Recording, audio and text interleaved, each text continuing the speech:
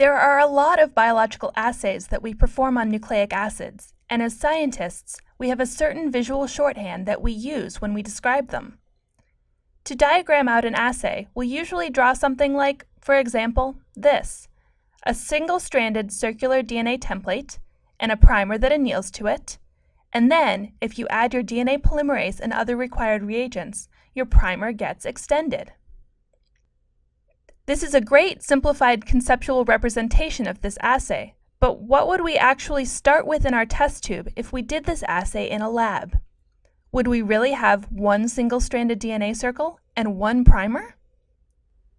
Actually, if we tried to do this assay with one molecule of each of these pieces of DNA, we would be unable to see any result.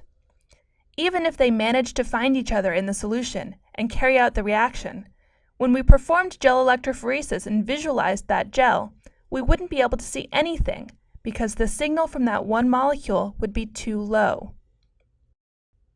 When we run DNA on a gel and see a band, that band is the signal from a whole population of DNA molecules of the same length or topological state, which hence migrate to the same location in the gel. If we have just one molecule, there's not enough signal to actually see it.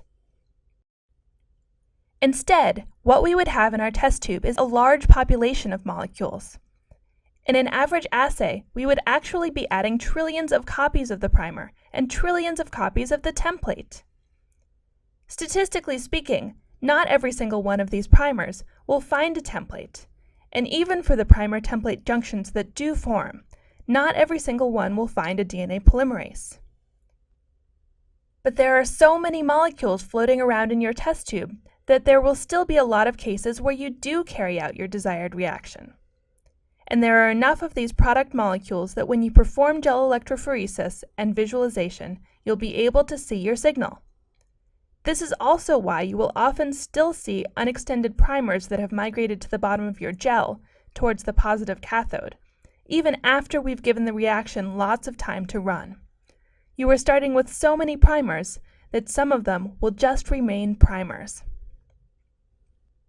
So, whenever you see an assay diagrammed out like this in simplified terms, remember, each molecule in the diagram represents trillions of molecules just like it, ready to play their part in your assay.